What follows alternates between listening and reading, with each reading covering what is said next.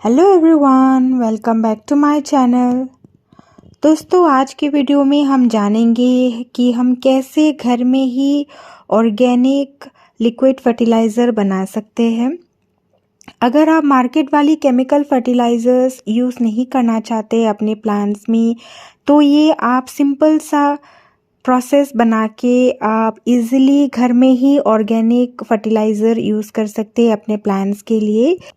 ये फर्टिलाइज़र्स काफ़ी इफ़ेक्टिव है और प्लांट्स को ग्रो होने में मदद करती है, इनकी फ्लावरिंग बड्स आने में मदद करती है और जो वेजिटेबल्स है, जो सब्जियां है, इनमें भी इन फर्टिलाइज़र्स को आप डाल सकते हैं ताकि आपको बेहतरीन रिजल्ट्स और बेहतरीन फलों का लाभ उठा सके।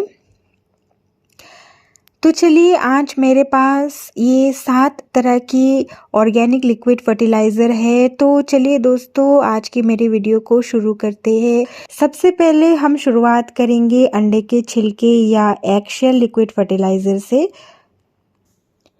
अंडे के छिलकों को हमें इस तरह लेनी है और हमें एक कंटेनर में इसे क्रश करके डाल देने हैं और थोड़े से हमें पानी ऐड कर देने हैं इसमें और हमें 24 आवर्स यानी 24 घंटे ऐसे रख देने हैं और 24 घंटे के बाद हमें कुछ इस तरह की लिक्विड मिलेगी जो अंडे के छिलके से ये इस तरह की कलर आएगी पानी में।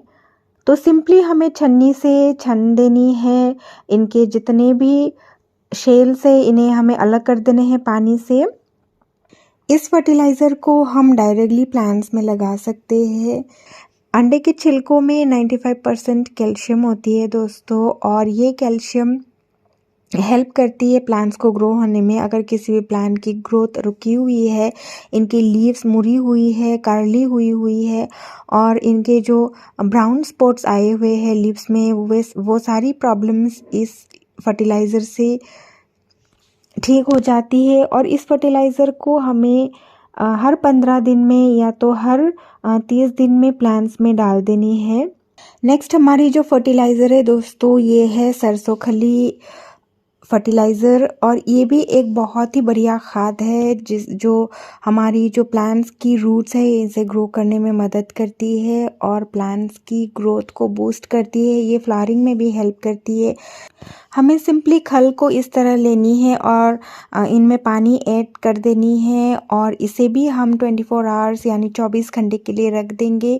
24 घंटे के बाद कुछ इस तरह की रिज़ल्ट हमें मिलेगी, जिसे हमें छन्नी से छन के इनके जो लिक्विड है वो निकाल देनी है। सरसों की खली को दोस्तों अगर हम थोड़े से और डाइल्यूट करके लगाए तो ये काफ़ी फ़ायदेमंद होता है प्लांट्स के लिए, क्योंकि ये थोड़े से स्ट्रॉन्ग फर्टिलाइज़र में से एक है। ये थोड़े से स्ट्रॉन्ग है तो थोड़े से हमें और डाइल्यूट करने हैं। जैसे हम 20 to 15 ml 1 लीटर पानी में मिक्स कर सकते हैं। तो इस तरह से हमें सरसों के खली की जो लिक्विड फर्टिलाइज़र है इसे हमें डाइल्यूट करके लगानी है। ये इन पौधों को लगानी है जिनमें इनकी जो ग्रोथ है वो रुक चुकी है या फिर इनमें फूल नहीं आ रहे। ऐसे प्लांट्स में हम इस फर्टिलाइज़र को दे सकते हैं। नेक्स्ट फर्टिलाइज़र जो है दोस्तों, ये वाला काउडंग का लिक्विड फर्टिलाइज़र हम बनाने वाले हैं।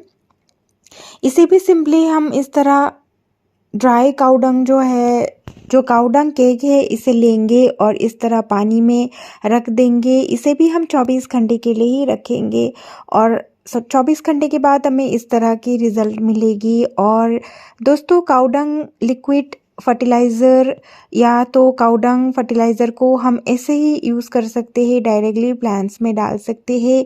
ये फर्टिलाइज़र एक बेहतरीन फर्टिलाइज़र है दोस्तों सब्जियां उगाने के लिए। अगर आप सब्जियां उगा रहे हैं अपने गार्डन में तो आप गोबर के खाद यानी काउडंग लिक्विड फर्टिलाइज़र को ज़रूर लगाएं। इसे आप डायरेक्टली लगा सकते हैं। काउडंग फर्टिलाइज़र में दोस्तों नाइट्रोजन, पोटेशियम और फास्फोरस की भरपूर मात्रा में न्यूट्रिएंट्स अवेलेबल है। तो इस फर्टिलाइज़र को हम लगभग सारे प्लांट्स, सारे वेजिटेबल्स और सारी सब्जियों, सारे फूलों में हम लगा सकते हैं। लगभग सारे पौधों में हम इस फर्टिलाइज़र को लगा सकते हैं। नेक्स्ट हमारी जो फर्टिलाइज़र है दोस्तों, ये है चाय की पत्ती का फर्टिलाइज़र। चाय की पत्ती की लिक्विड फर्टिलाइज़र बनाने के लिए हमें जो यूज़्ड किया हुआ चाय की पत्ती है, जिसे हम यूज़ कर चुके हैं, उसे हमें ठीक तरह से पानी से धो देनी है ताकि इनमें जितनी भी शुगर कंटेंट है वो चली जाए। और धोने के बाद हमें सुखा लेनी है दोस्तों, और सुखाने के बाद हमें थोड़े से ग्राइंड कर लेने हैं। आप ग्राइंड भी कर सकते हैं, और आपको अगर ग्राइंड नहीं करनी है तो आप ऐसे ही भी इसे पानी में इस तरह भिगो के रख सकते हैं। इसे भी हमें सिर्फ 24 आवर्स के लिए ही छोड़ना है, और 24 आवर्स के बाद हमें कुछ इस तरह की रिज़ल्ट मिलेगी। दोस्तों, चाय की पत्ती के फर्टिलाइज़र में भी एनपीके मौजूद है। इनमें भी हमें नाइट्रोजन, फास्फोरस और पोटेशियम के भरपूर न्यूट्रिएंट्स अवेलेबल होती है, और इसे भी हम सारे प्लांट्स में लगा सकते हैं इनकी ग्रोथ को बूस्ट करने के लिए। इनमें ब्लूमिंग या फ्लावरिंग लाने के लिए, जैसे कि रोज़ प्लांट्स और बाकी फ्लावरिंग प्लांट्स में भी हम इस फर्टिलाइज़र को यूज़ कर सकते हैं। दोस्तों, हमारी नेक्स्ट फर्टिलाइज़र भी बहुत ही बेहतरीन है। ये है आलू के छिलके, पोटैटो स्किन या पोटैटो पील फर्टिलाइज़र भी हम इसे बोल सकते हैं। दोस्तों, इस फर्टिलाइज़र को भी बनाना बहुत इजी है। हमें आलू के छिलके ले लेने हैं और इसे पानी में रख देने हैं। 24 घंटे के लिए हमें इसे पानी में रखने हैं। 24 घंटे के बाद हमें इस तरह की रिज़ल्ट मिलेगी। और ये जो पोटैटो स्किन है या पोटैटो पील की जो फर्टिलाइज़र है, इसमें भी भरपूर मात्रा में न्यूट्रिएंट्स अवेलेबल है, जैसे कि नाइट्रोजन, पोटेशियम, फास्फोरस, मैग्नीशियम जैसी न्यूट्रिएंट्स इनमें हैं, जो प्लांट की ग्रोथ को बूस्ट करती है और प्लांट्स को जो न्यूट्रिएंट्स चाहिए होती है ग्रो करने के लिए, एक अच्छा प्रोडक्शन देने के लिए, भले ही वो फूलों का हो या सब्जियों का हो, तो ये फर्टिलाइज़र मदद करती है। तो नेक्स्ट टाइम से आप किचन वेस्ट को ना फेंके, आलू के छिलकों को ना फेंके। आलू के छिलकों से हमें बेहतरीन न्यूट्रिएंट्स वाली फर्टिलाइज़र मिल सकती है। ऑर्गेनिक फर्टिलाइज़र की लिस्ट में ये नेक्स्ट नंबर पे आती है बनाना पील फर्टिलाइज़र या केले के छिलके की लिक्विड फर्टिलाइज़र। केले के छिलकों को दोस्तों या तो हम कंपोस्ट में डाल के कंपोस्ट बना सकते हैं, कंपोस्ट में मिक्स करके, या फिर हम ड्राई केले के छिलके जो होते हैं उसे हम डायरेक्टली भी प्लांट्स में लगा सकते हैं। इसे हम 2-3 तरीके से लगा सकते हैं। ये भी एक बेहतरीन फर्टिलाइज़र है। इसमें पोटेशियम है जो प्लांट्स की ग्रोथ होने में मदद करती है, जो प्लांट्स की ग्रोथ को बूस्ट करती है, फ्लावरिंग में मदद करती है। और ये भी एक बहुत ही नेचुरल ऑर्गेनिक खाद है जो प्लांट्स को बहुत अच्छे से ग्रो करने में मदद करती है। इसका भी प्रोसेस सेम है दोस्तों। हमें केले के छिलकों को इस तरह काट देनी है, काटने के बाद पानी में रख देनी है, और 24 घंटे के बाद हमें पानी से निकाल के इनको छन्नी से छन के जो लिक्विड है वो अलग कर देनी है, और इन्हें हम डायरेक्टली प्लांट्स में लगा सकते। इन्हें हमें डाइल्यूट करने की ज़रूरत नहीं है, हम डायरेक्टली ही इनमें प्लांट्स में इसे डाल सकते हैं।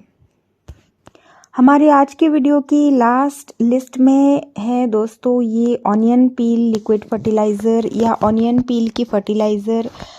प्याज के छिलकों का ये फर्टिलाइज़र भी एक बेहतरीन फर्टिलाइज़र है जो आयरन, मैग्नीशियम, कैल्शियम, पोटेशियम जैसी न्यूट्रिएंट्स से भरी हुई है।